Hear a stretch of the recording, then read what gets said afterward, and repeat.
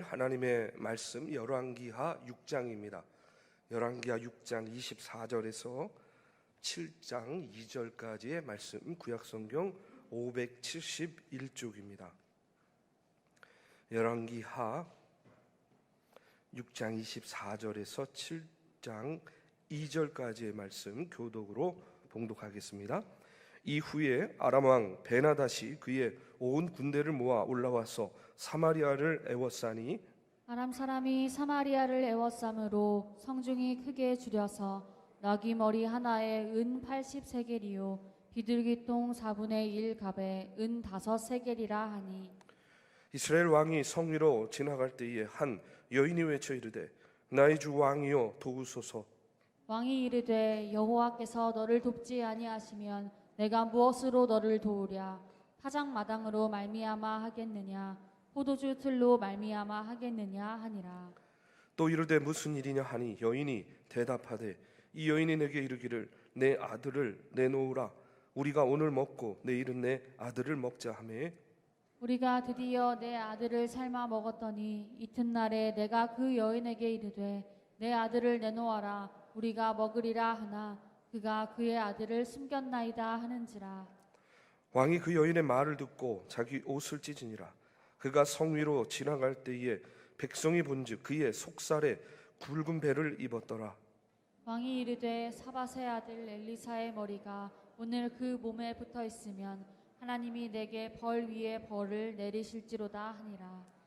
그때에 엘리사가 그의 집에 앉아 있고 장로들이 그와 함께 앉아 있는데 왕이 자기 처소에서 사람을 보냈더니 그 사자가 이르기 전에 엘리사가 장로들에게 이르되 너희는 이 살인한 자의 아들이 내 머리를 베려고 사람을 보내는 것을 보느냐. 너희는 보다가 사자가 오거든 문을 닫고 문 안에 들이지 말라. 그의 주인의 발소리가 그의 뒤에서 나지 아니하느냐 하고 우리와 말을 할 때에 그 사자가 그에게 이르니라. 왕이 이르되 이 재앙이 여호와께로부터 나왔으니 어찌 더 여호와를 기다리리요. 엘리사가 이르되 여호와의 말씀을 들을지어다. 여호와께서 이르시되 내일 이맘때에 사마리아 성문에서 고운 밀가루 한 스아를 한 세겔로 매매하고 보리 두 수아를 한 세겔로 매매하리라 하셨느니라. 그때에 왕이 그의 손에 의지하는 자 곧 한 장관이 하나님의 사람에게 대답하여 이르되 여호와께서 하늘에 창을 내신들 어찌 이런 일이 있으리요 하더라. 엘리사가 이르되 내가 내 눈으로 보리라. 그러나 그것을 먹지는 못하리라 하니라. 아멘. 오늘 여러분 성경 봉독하면서 뭐 내용이 이래? 약간 조금 섬뜩하지 않았습니까? 그렇죠? 대단히 일반적이지 않은 그런 말씀들이에요. 왜 일반적이지 않으냐? 여러분 전쟁의 상황이기 때문에 그래요. 그러니까 오늘 말씀은 아람이 이제 사마리아를 두 번째로 공격하는 그런 내용이 나오는데 그 공격을 통해서 사마리아 성의 참상이 어떠했는가 하는 것을 우리에게 먼저 알려주고 있어요. 여러분 지금 이 시간 이 순간에도 세계 어느 곳에서는 지금 전쟁의 포화가 울려 퍼지고 있습니다. 그렇죠? 우리가 잘 알듯이 이스라엘과 팔레스타인의 지금 전쟁이 잠깐의 휴전을 갖고 이제 다시 재개가 되었어요. 그런데 제가 지난주에 이런 기사를 보게 되었습니다. 뭐냐면 이 팔레스타인 무장단체 하마스하고 이제 이스라엘이 휴전협정을 하면서 공격을 안 할 테니까 인질들을 석방해라. 이제 이렇게 합의를 했어요. 그래서 하마스에 억류됐던 이스라엘 인질 26명이 살아서 가족의 품으로 돌아왔다고 합니다. 그런데 그 CNN 등 그 외신의 보도를 보니까 거기에 이런 스토리가 나오는 거예요. 죽은 줄로만 알았던 가족을 다시 만난 이야기였습니다. 뭐냐면 그 중에 이제 한 명이 아일랜드 출신의 이스라엘인인 토머스 핸드라는 그런 아버지가 있었고요. 그의 딸 에밀리 핸드라는 9살짜리 여자아이가 있었어요. 그런데 이 에밀리가 지난달 7일에 가자지구 인근의 이스라엘 비에리 키부츠에 있는 친구 집에서 잠을 자다가 그만 하마스에 납치가 된 거예요. 다들 이 에밀리가 이때 하마스의 공격을 받고 죽은 줄로 알았습니다. 그렇게 또 알려졌어요. 이 아버지가 딸의 사망 소식을 듣고 이렇게 반응을 해요. 뭐라고 이야기하냐면 이 아버지 토마스가 언론 인터뷰에서 딸이 죽었다는 건 내가 아는 가능성 중에 가장 좋은 소식입니다. 여러분, 딸이 죽었다는데, 그런데 이 아빠가 내가 아는 가능성 중에 가장 좋은 소식입니다. 하마스가 가자 지구에서 사람들에게 무엇을 하는지 안다면 차라리 죽음은 축복입니다. 이렇게 이야기하는 거예요. 눈물을 흘리며 비통한 심정을 전하는 이 토마스 아빠의 인터뷰가 전 세계의 전쟁의 비극을 알렸습니다. 그런데 반전이 일어났어요. 뭐냐면 지난달 31일 이 토마스는 이스라엘 군으로부터 깜짝 놀랄 소식을 들었어요. 그게 뭐냐면 군 당국이 참사 현장에서 이 에밀리의 시신을 찾지 못했다는 거예요. 그리고 이 에밀리와 함께 있던 친구 가족의 휴대전화가 가자지구 내에서 그 신호가 잡혔다는 겁니다. 그러니까 이제 이 에밀리의 시신도 없어요. 핸드폰에 신호가 잡혀요. 그러면 에밀리가 살아있을 수도 있겠구나, 그 가능성을 보게 된 것이죠. 그런데 그렇게 죽은 줄로만 알았던 이 딸과 헤어진 지 50일 만인 26일 새벽에 이 부녀가 결국 살아서 만나게 되었다는 거예요. 왜냐? 이번에 하마스가 이스라엘에게 보내준 인질들 가운데 이 죽은 줄 알았던 딸 에밀리가 포함되어 있었다는 겁니다. 아버지와 딸이요 부둥켜 안고 기쁨의 눈물을 흘리는 그런 장면이 이제 뉴스에서 보도가 되었어요. 여러분, 고대 전쟁이든 현대 전쟁이든 이 전쟁이 일어나면 모든 것이 폐허가 됩니다. 그렇기 때문에 전쟁은 아픔이고 비극이죠. 여러분, 이것이 단지 이스라엘의 분여만의 이야기는 아닐 거라고 저는 생각해요. 러시아에서도 우크라이나에서도 그리고 가자지구 팔레스타인 땅에서 팔레스타인인들도 역시 전쟁으로 인한 그 비극적인 일들을 매일 경험하고 살 것이다, 그렇게 생각이 됩니다. 여러분, 대림절의 절기를 우리가 보내면서 우리를 구원하시기 위해서 이 땅에 오신 예수 그리스도의 복음만이 이 땅 가운데 만연한 이 전쟁의 소용돌이를 그치게 하고 평화가 깃들게 할 수 있다. 복음만이 살 길이다. 복음으로 평화를 이루어야 된다. 여러분, 이와 같은 마음으로 우리가 주님을 바라보면서 늘 언제나 기도하기 바랍니다. 하나님, 전쟁이 그치게 하여 주시옵소서. 속히 세계 열방 구석구석에 평화가 깃들게 하여 주시옵소서. 여러분, 그렇게 기도할 때에 우리의 자그마한 기도를 하나님께서 들어주시고 응답해 주실 줄로 믿습니다.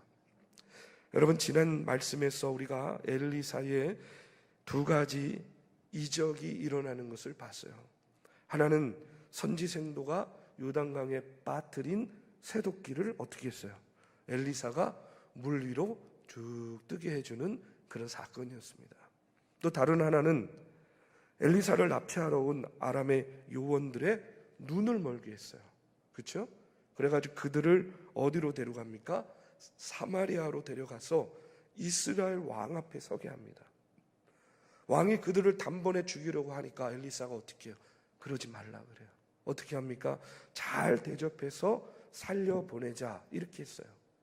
그렇게 했더니 그로부터 이 아람 군대가 다시는 이스라엘 땅에 들어오지 않았다고 합니다. 전쟁이 그친 거예요. 멈춘 거예요. 근데 여러분, 이게 23절까지의 이야기예요. 24절로 넘어가면서 멈춘 줄 알았던 전쟁이요 다시 일어나요. 24절의 말씀에 보니까 이후에 아람 왕 베나닷이 그의 온 군대를 모아 올라와서 사마리아를 에워쌌다, 이렇게 나오고 있습니다. 다시 쳐들어왔어요. 아람이 이스라엘을 쳐들어와서 이번에는 작전을 바꿨습니다. 바로 이렇게 싸우고 바로 맞닥뜨리고 바로 전쟁을 한 것이 아니라 사마리아 성을 포위한 거예요. 사마리아 성을 포위합니다. 여러분, 성이 포위된 채로 시간이 계속 지나면은 어떤 일이 벌어지겠습니까? 그동안에는 성 안에 있는 생필품, 먹거리 이런 걸 가지고 버틸 수도 있겠지만, 여러분, 바깥에서 그런 물자가 제공되지 않으면 성 안에 있는 사람들은요 점점 물도 부족해지고 식량도 부족해지고 생필품도 부족해지고, 여러분, 굉장히 어려운 그런 상황에 처하게 되는 거예요. 성 안에서 해결할 수 있는 그런 비상 식량마저도 끊기게 되면 이제 그들은 살 길이 막막해집니다. 그래서 그 당시 사마리아 성은 아람 군대가 사마리아 성을 포기하게 돼가지고 그 성 안에 있는 사람들이 굶주림이 시작된 거예요. 성을 포위하고 물자를 막는 겁니다. 못 들어가게 하는 거예요. 이렇게 장기전을 펼치고 있는 거예요. 이미 성 안에는 먹을거리가 바닥이 났어요. 처음에는 식량이 부족해지면요 어떤 일이 벌어집니까? 물가가 올라요. 물가가 오릅니다. 물가가 폭등해요. 25절에 보니까 이런 말씀 나옵니다.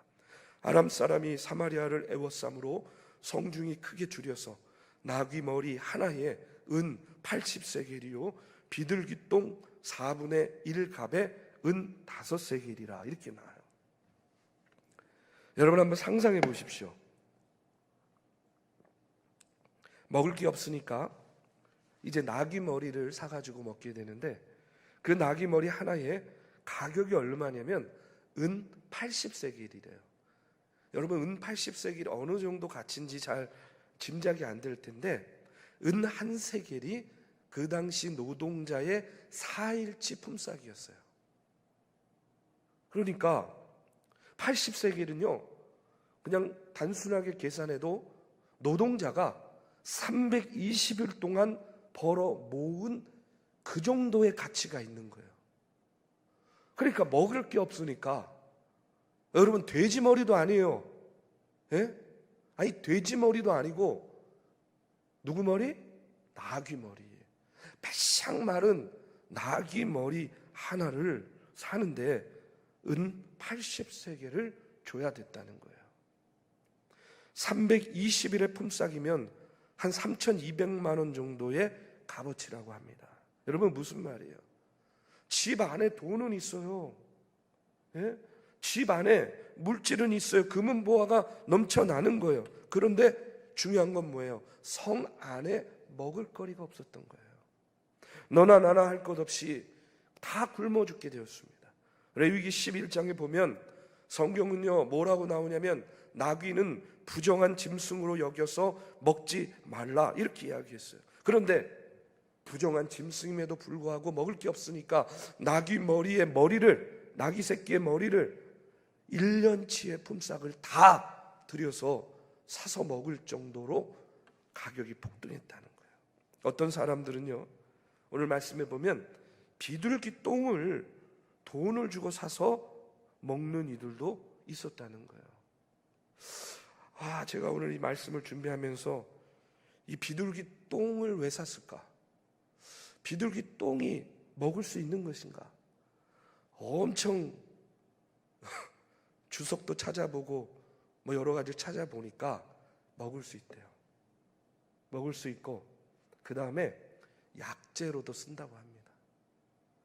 그러나 워낙 먹을 것이 없으니까, 여러분, 먹을 수는 있겠지만 맛이 있겠습니까? 똥이 똥이지. 여러분, 비둘기 똥까지 돈을 주고 사서 먹는 지경에 이르렀어요. 전쟁이라는 것이 그런 거예요. 사람을 이렇게 만듭니다. 여러분, 굶주려 본 분들은 굶주림의 고통이 얼마나 큰 것인지 잘 아실 거라고 생각이 돼요. 여러분, 전쟁이 일어나는 곳에는요, 뭐 평소에 거들떠도 보지 않고 먹지도 않는 짐승들도요, 먹을 수만 있으면 다 잡아가지고 먹잖아요.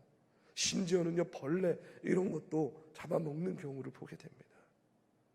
그런데 지금 이 엘리사 때의 사마리아 성의 형편은 그 어떤 상황보다도 더 여러분 심각했어요. 28절에서 30절 말씀에 보니까 또 이르되 무슨 일이냐 하니 여인이 대답하되 이 여인이 내게 이르기를 내 아들을 내놓아라. 우리가 먹고 오늘 먹고 내일은 내 아들을 먹자 하며 우리가 드디어 내 아들을 삶아 먹었더니 이튿날에 내가 그 여인에게 이르되 내 아들을 내놓아라. 우리가 먹으리라 하나 그가 그의 아들을 숨겼나이다 하는지라. 왕이 그 여인의 말을 듣고 자기 옷을 찢으니라. 그가 성 위로 지나갈 때에 백성이 본즉 그의 속살에 굵은 배를 입었더라. 여러분, 무슨 일이 벌어지는 겁니까? 나귀 머리 먹어도 성에 안 차고 비둘기똥 그런 걸 먹으려니 얼마나 힘들겠어요. 결국은 뭐를 먹는 거예요? 인육을 먹는 거예요. 그것도 자기 자식의 인육을. 어떤 젊은 여인은 서로 그렇게 하자고 약속해놓고 자기 어린 아들을 죽여 삶아 먹는 그런 엽기적이고 폐륜적인 일까지 벌이고요. 내가 했으니 너도 해라 그러니까 또 안 하려고 하고요. 별의 별 도저히 인간의 상식으로는 상상할 수조차 없는 그와 같은 상황들, 일들이 지금 이 사마리아 성에서 일어납니다. 레위기 26장 28절에서 29절에 보면 성경은요, 우리에게 최악의 상황에 인간의 도덕과 윤리가 어디까지 무너질 수 있는지를 우리에게 알려주고 있어요. 레위기 26장 28절에서 29절에 보면 내가 진노로 너희에게 대항하되 너희의 죄로 말미암아 7배나 더 징벌하리니 너희가 아들의 살을 먹을 것이요 딸의 살을 먹을 것이며. 여러분, 이런 참담한 일은요 예레미야에가에도 나옵니다. 예레미야에가 4장 10절에 보면 바벨론의 느부갓네살 왕이 쳐들어왔을 때의 상황을 기록하는데 뭐라고 나오냐면 딸 내 백성이 멸망할 때에 자비로운 부녀들이 자기들의 손으로 자기들의 자녀들을 삶아 먹었도다, 이렇게 나와요. 여러분, 전쟁이라는 것이요 사람을 이렇게 만듭니다. 굶주림이라는 것이 사람을 이와 같이 만듭니다. 그런데 중요한 건 뭐냐면 북이스라엘 왕 여호람이 그와 같은 이야기를 듣고 그와 같은 상황을 보고 자기 옷을 찢습니다. 그런데 그 이후에 보면 이해되지 않는 그런 말을 해요. 그게 뭐냐면 31절에 보니까 이런 말씀이 나와요. 왕이 이르되 사밧의 아들 엘리사의 머리가 오늘 그 몸에 붙어 있으면 하나님이 내게 벌 위에 벌을 내리실지로다. 이게 무슨 말이에요? 지금 자기 눈앞에 펼쳐진 이 사마리아의 상황이 누구 때문이라는 거예요? 엘리사 때문이라는 거예요. 그리고 그를 쳐서 죽이겠다, 분노를 토해내고 있는 겁니다. 여러분, 그 전에 이 여호람은요 엘리사를 엄청 좋아했어요. 자기 아버지라고까지도 이야기했어요. 엘리사를 신뢰했습니다. 그런데 그가 지금 뭐라고요? 엘리사의 머리가 오늘 그 몸에 붙어 있으면 하나님이 내게 벌 위에 벌을 내리실지로다, 이렇게 저주하고 분노를 표현합니다. 이유가 뭘까요? 그 이유는 뭐냐면 여러분, 왜 여호람이 그렇게 신뢰했던 지금 엘리사에 대해서 이렇게 이야기하느냐? 여호람의 마음은요 이런 거였던 거예요. 뭐냐면 그동안 엘리사가 아람 군대가 침략을 해오려고 그러면 그 동향을 미리 알아가지고 다 미리 가르쳐줘가지고 그 모든 것들을 다 이길 수가 있었잖아요. 그런데 엘리사가 자신을 죽이기 위해서 침투한 아람의 요원들을 여호람이 죽이자 그랬을 때 어떻게 합니까? 아니다, 잘 대접해서 살려서 보내자, 이렇게 이야기하잖아요. 그러니까 여호람은 지금 이 사마리아 성이 아람의 침략을 받은 것은 그 그때 그들을 살려줘서 돌려보냈기 때문이다, 이렇게 생각하는 거예요. 엘리사가 그때 그들을 살려보내지만 않았더라도, 그들을 살려보냈기 때문에 아람 왕이 모욕을 느끼게 되었다 하는 그런 이야기예요. 그래서 아람의 대군이 사마리아를 다시 침략할 빌미를 주었다는 겁니다. 자, 여러분, 오늘 이 엘리사의 모습을 보면서 그런 생각해요. 인간적으로 보면 이 여호람의 생각이 맞을 수도 있어요. 그때 죽였더라면 이런 일이 다시 반복되지 않을 수 있는데, 그런데 여러분, 지금 이스라엘이, 여호람이, 이스라엘 백성들이 이와 같은 아람의 공격과 침략, 그리고 굶주림과 기근 가운데에 도덕과 인륜마저도 땅에 떨어지는 이런 처참한 상황에 처하게 된 것은 엘리사 때문이 아니라 여호람이 저질렀던 죄, 이스라엘 백성들이 하나님 앞에 불순종했던 그 죄의 결과라는 사실을 그러냐 모르는 거예요. 깨닫지 못하는 거예요. 그래서 지금 이 상황을 누구 탓으로 돌리는 겁니까? 엘리사의 탓으로 돌리는 거예요. 여러분, 우리가 이 땅에 살면서 신앙생활하면서 우리도요, 뭐든지 잘 될 때는 상관이 없어요. 근데 잘 안 되면 우리도 너무나 쉽게 누구 탓할 때가 많습니까? 남 탓할 때가 많잖아요. 그렇죠?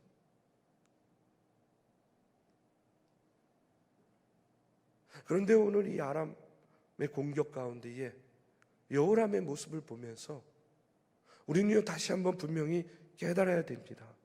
그것이 뭐냐면, 여러분, 어쩌면 우리에게 주어지는 모든 상황의 원인은요, 다른 어떤 누군가에게 있는 것이 아니라, 어떤 상황과 환경 때문에 그런 것이 아니라 나 때문일 수 있다. 남 탓이 아니라 내 탓일 수 있다 하는 사실을 여러분, 우리가 깨닫고 하나님 앞에서는 저와 여러분이 되어야 될 줄로 믿습니다. 여러분, 한번 오늘 말씀을 통해서 우리가 다시 한번 우리의 모습을 돌아보시기를 간절히 바랍니다. 이 세상을요, 우리가 믿음으로 살면서 여호와 앞에서 우리가 어떤 도움을 구하면서 살아갈 수 있겠습니까? 지금 넉넉하지 않아도, 지금 부족함이 있어도 여러분, 낙담하지 마시기 바랍니다. 하나님은요, 모든 것을 시마다 때마다 적정하게 공급하시는 은혜의 하나님이시기 때문에 그렇습니다. 막상 이스라엘 땅에 아람 나라의 군대가 쳐들어오고 임금이 사는 사마리아 성이 아람 군대에 포위되고 나니까 사마리아 성 밖에 그 넓은 대지 위에서 뛰놀던 수많은 양과 염소와 소와 약대, 그 어느 것도 한 마리도 왕의 손에 들어올 수 없는 그런 처지에 빠지고 말았어요. 성 밖에 포도나무가 아무리 많으면 뭐합니까? 여러분, 감람나무 열매가 아무리 많이 열리면 뭐합니까? 성이 포위돼가지고 여러분, 그것들이 성 안으로 들어가지 못하면 여러분, 손바닥에 올릴 수 있는 것이요, 왕이라도 아무것도 없다 하는 사실을 우리가 오늘 말씀을 통해서 깨닫게 됩니다. 우리 사랑하는 믿음의 성도 여러분, 다시 한번 말씀드립니다. 남도 아니고 하나님도 아닌 내 자신이 문제입니다. 가만히 생각해 보십시오. 우리가 하루하루 순간순간 내 삶의 공급자 내가 아니에요. 우리 하나님께서 내 삶의 공급자가 되어 주시는 분입니다. 하나님의 공급하심이 아니면, 여러분, 그 하나님의 공급하심이 맡겨 있으면 아무리 먹을 것이 풍성해도 그것이 내 손 위에 하나라도 올라올 수 없다 하는 사실을 우리가 다시 한번 깨닫고요, 날 지키시고 보호하시고 우리의 필요를 채우시는 전능하신 하나님만을 바라보면서 여러분이 대림절의 절기를 지내시기를 주님의 이름으로 축원합니다.